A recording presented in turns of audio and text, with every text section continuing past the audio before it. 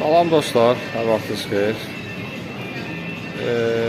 Demək belə bir şey başıma gəldi. Mən də burada Molda Lincoln'da satıcı işləyirəm.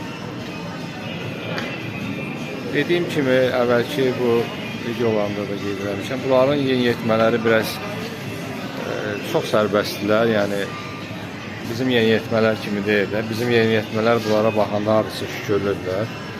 Yəni biz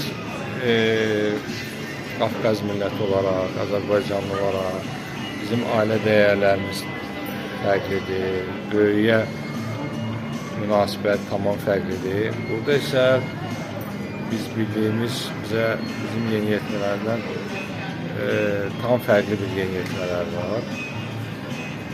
Yəni mən burada indi satıcı işləyirəm.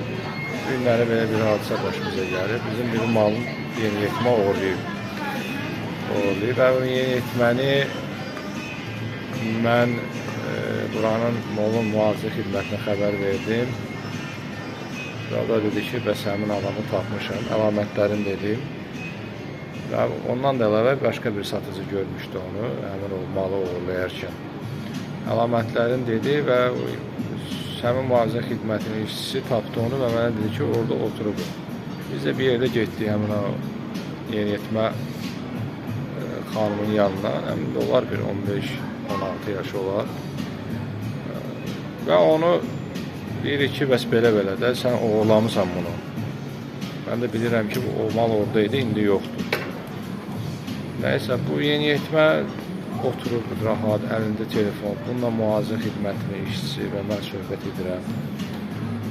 Bu elə bir, heç bir reaksiya vermir, sanki heç nə olmamış kimi öz yazışmalarını davam etdirir telefonda.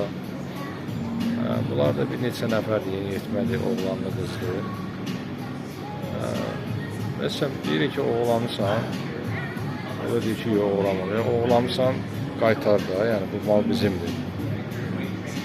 Bir məsələ də var ki, bir maraqlı məqam da odur ki, bu oğlayandan sonra da çıxıb getməyib.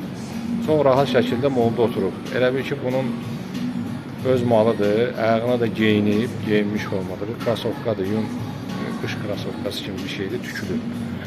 Burada xoşlayırlar onu. Xüsusən indi mart ayıdır, hələ ki alınır, geyinilir. Geyinib ayağına rahat oturub, deyir ki, sən bu mal bizimdir, sən bu malı uğurlamısan. Məsələn, deyir, yox belə, qaytar da, bəs uğurlamısan, qaytar, biz polisə xəbər verməyik. Yox, oğlamamışam və s. Baxır. Burada da yəni molun mühafizə xidmətinin işçisi əksər yerlərdə, bizdə də, Azərbaycanda da yəni hər hansı bir şəxsi həbs edə bilmir. Sadəcə onu müvəqqəti saxlaya bilər, sonra isə polisə xəbər verə bilər. Hələ biz bunu söhbət edirik, bəs deyirik, biz polisə xəbər verəcəyik, sən onu uğramısan, gətir qaytar, bəs salanda mənim bu iş bilsin. Qaytarmadı, çox rahat şəkildə bizə qulaq asmır da, öz ayındadır, telefonla yazışır. Yəni burada xırda belə mən baxıram, xırda bir oğurluqlara polis baş qoşmur. Yəni adam öldürmə olsa, yəni ciddi bir belə deyək, cinayət olsa, hə, onda nəsə eləyərlər. Amma bu adam gələcəkdə ola bilər ki, hər hansı bir cinayət əməli olsa, həmin o şəxsin.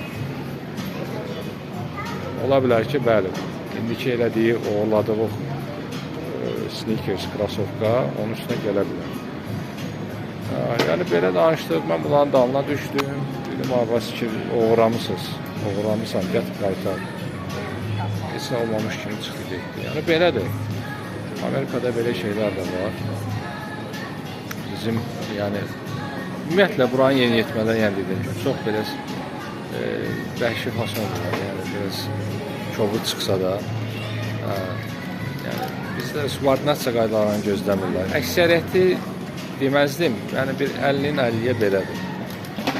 Oğlanlar, yeniyetmə oğlanlar, bəzi qızlar da elədir, yeniyetmə qızlar da yəni belə şeylər olur.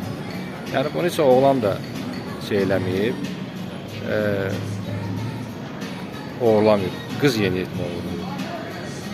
Yəni bizdə şükürlər olsun o cəhətdən bizdə, yəni bəzən yeniyetmələr ümumiyyətlə burada özündən yaş böyük insanlarla zarafatlar edirlər.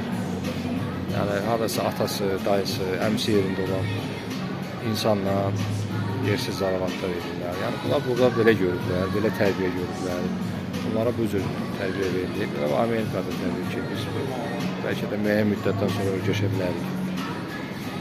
Yəni belə, qısaca olaraq bu barədə istədim sizlə bölüşüm ki, bax, belə bir şeylər də olur. Oldu. Özünüzə yaxşı baxın. Sağ olun. Görüşərik.